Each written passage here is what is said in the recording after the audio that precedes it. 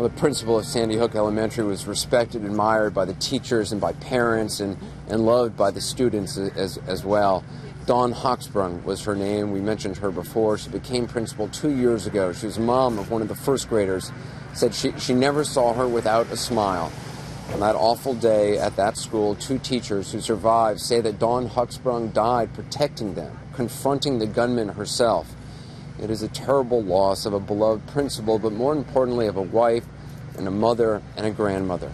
Tonight, Dawn Hochsprung's daughter, Christina, posted this picture on Twitter of President Obama holding Dawn Hochsprung's granddaughter. Christina wrote, quote, "My mom would be so proud to see President Obama holding her granddaughter, but not as proud as I am of her." Gary Tuckman actually spoke with Dawn Hochsprung's husband and kids about the remarkable woman that she was. Principal Dawn Hochsprung was quite a bit younger than her husband George. But when they got married 10 years ago, both for the second time, she with 2 daughters and he with 3, George was marrying his boss. Dawn and I met. She was an assistant principal at our school, at Rogers Park Middle School, and I was a 7th grade math teacher at that time.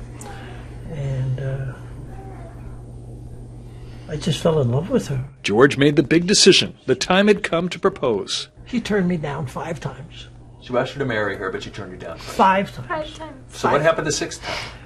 Well, the 6 times I waited till it wasn't such rough sailing.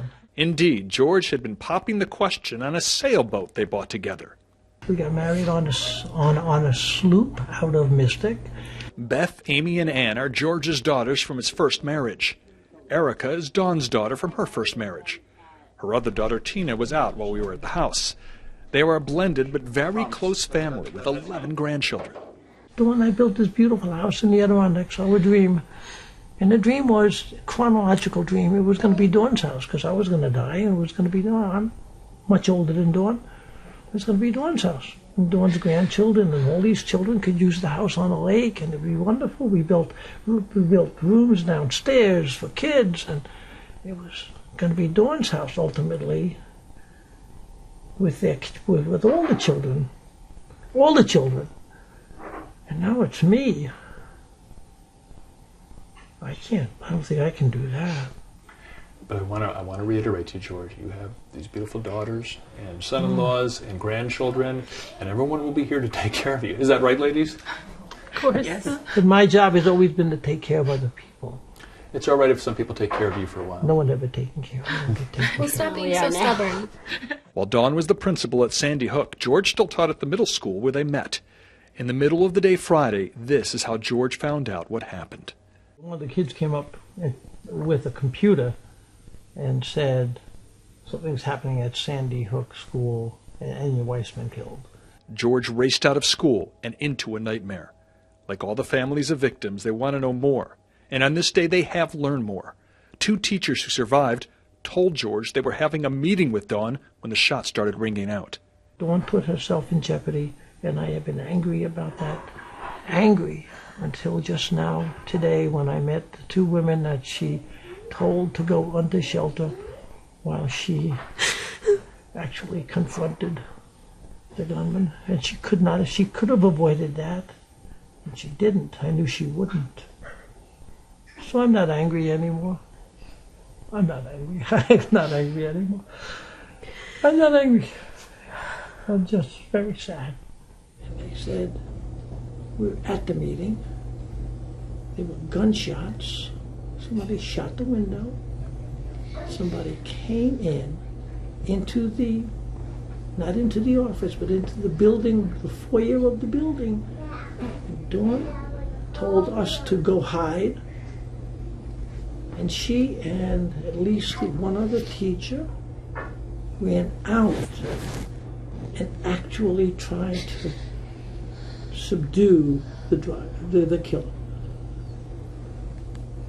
I don't know where that comes from. Dawn was 5'2".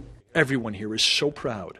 No one more so than Erica, who said her mom was always there for her daughters.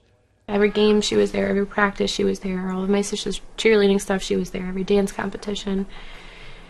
She was doing homework on the bleachers, but she was there, and she was my rock. My rock. And now she is a hero, too. The final thing I want to ask you is, what would you say to your mom right now? Come back. Just come back. Gary Tuckman joins me now live. Gary, I guess some people don't understand why people would talk at a time like this, but what I found is oftentimes people want you to know about their loved one, want you to know about the life that they lived, not just how their life ended. Well, that's right, Anderson, and they are such a wonderful and amazing family, and we were so grateful they let us into their home on a day like this. It's very important for them to stay close and stay united. That's what will give them strength.